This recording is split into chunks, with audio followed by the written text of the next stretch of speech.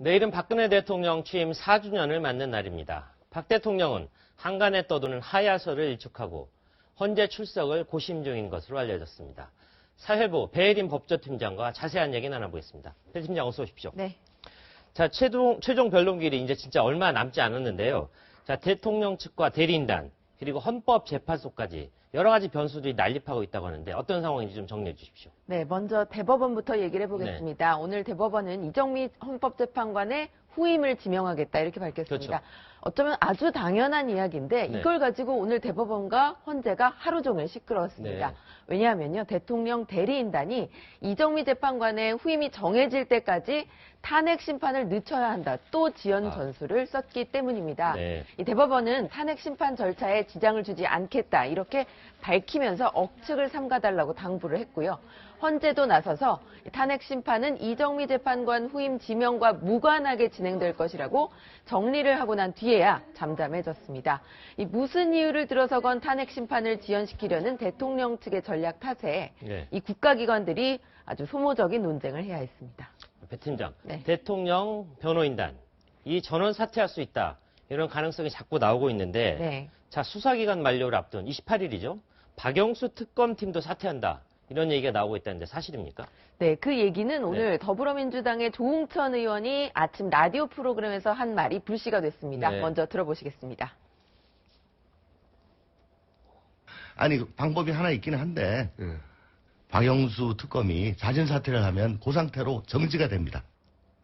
네, 저게 무슨 뜻이냐 하면요. 박영수 특검이 사퇴를 하면 이 닷새를 남겨두고 특검 시계가 멈춘다. 그렇기 때문에 후임이 업무를 다시 시작할 때까지 수사기관이 살려놓을 수 있다. 이런 의미입니다. 네. 특검 연장이 지금 어려운 상황이죠. 네. 박영수 특검이 자진 사퇴를 검토하고 있다는 글이 실제로 오늘 오전 급속도로 퍼졌습니다. 그렇습니까? 네. 그랬더니 특검은 이 특검 사퇴 관련 지라시라는 표현을 쓰면서 사실 무근이고 검토한 사실조차 전혀 없다. 이렇게 공식 입장을 밝혔는데요. 네.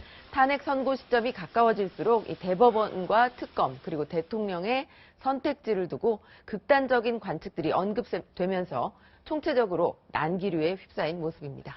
네, 탄핵 심판 결정이 임박하면서 헌법재판소에 국민적 관심이 집중되고 있는데요. 곽정화 앵커가 헌재를 직접 다녀왔습니다. 시민들의 목소리도 같이 들어보겠습니다. 저는 지금 헌법재판소 정문 앞에 나와 있습니다. 워낙 긴장감이 높아진 탓인지 이렇게 무장 경호한 경찰관들이 수십 명 배치돼서 헌재를 지키고 있는데요. 어제 이정미 권한대행은 안전을 우려해서 급기야 이 헌재 뒤를 넘어서 뒷문으로 퇴근을 하기도 했습니다. 원래 이 앞에서는 집회가 원천적으로 불가능하기 때문에 탄핵 반대 그리고 찬성 측은 각자 개별적으로 서로 거리를 지켜가면서 각자 주장을 외치고 있는 상황입니다. 양측의 주장 그리고 그 궁금증을 제가 한번 풀어드리겠습니다. 네, 탄핵 찬성 쪽을 만나봤는데요. 헌재 최종 변론 기일이 궁금하다면서요. 네, 전 찬성 입장인데 왜 헌재가 27일로 최종 기일을 못 박았는지 궁금해요. 그래서 저희한테 도움이 되는지 그게 궁금해요. 네, 네. 부팀장. 네. 일단 최종 변론 기일을 27일로 못 박은 게 탄핵을 찬성하는 입장에서는 유리한 것이냐 이런 질문인데요. 그렇죠. 네네. 굉장히 궁금하실 텐데 최종 변론 기일을 27일로 못 박았다는 건 헌재가 3월 초에 결론 내겠다는 의지를 강하게 드러냈다. 네. 이렇게 보시면 될 겁니다. 3월 초에 선고를 하면 그렇다면 박 대통령 탄핵 결정이 나올 가능성이 높을까요? 그것에 대해서는 예단하기 어렵습니다. 그렇죠. 그보다 헌재가 이렇게 3월 초 선고에 무게를 두고 있는 건 3월 13일 이정미 재판관 퇴임 이후 7명 재판관 체제에서 결론을 내는 상황을 만들지 않겠다. 그런 뜻으로 해석됩니다. 탄핵이 인용되든 기각되든 재판관 7인 체제에서 결론이 나면 절차에 결함이 있다는 이유로 헌재 결정에 불복하는 광장 여론이 들끓고 혼란이 더 가중될 수 있기 때문입니다. 대통령 대리인단은 재판을 어떻게든 지연시키기를 원하고 있죠. 먼저 선고를 3월 13일 이후로 연기하고 그리고 나면 또 7인 체제가 되면 또다시 절차적 결함을 문제 삼아서 지연 전술을 쓰려는 것으로 보이는데요. 이는 보수층 결집에 시간을 벌고 반전을 시도하겠다. 이런 전략으로 풀이되죠. 이 때문에 최종 변론 기일이 계속 미뤄진다면 탄핵을 찬성하는 입장에서는 그렇게 원하는 그림은 아닐 것 같습니다. 네, 탄핵 반대 쪽에서도 질문이 있었던 것 같습니다. 한번 직접 들어보겠습니다. 네, 지금 채널A 스튜디오에서 법조팀장이 기다리고 있는데요. 탄핵 반대쪽에서 혹시 뭐 궁금하거나 이해 안 되는 부분이 없으셨나요? 네, 갑자기 하야 이야기가 이제 뉴스에서 나오고 매스컴에서 나오는데 이거는 야당 쪽에서 이득을 보고자 하는 게 아닐까요?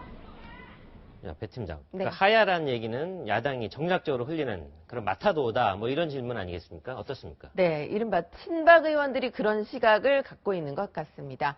탄핵 인용으로 분위기를 만들어가려는 것 아니냐 이런 의심입니다. 실제로 제1야당인 더불어민주당의 이춘석 의원이 하야설을 언급했고요.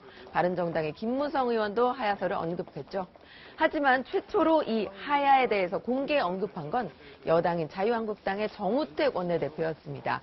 탄핵 결정 이후에 혼란을 막으려면 이 질서 있는 퇴진, 그러니까 하야 이후에 탄핵을 각하시키는 상황을 모색해보자라는 취지였는데 이 여야가 대통령 하야 시나리오를 두고 각각 셈법이 다르다 이렇게 볼 수 있을 것 같습니다. 네, 박근혜 대통령의 선택 어떤 것이 될지 궁금해집니다. 지금까지 배혜림 법조팀장이었습니다. 잘 들었습니다. 네.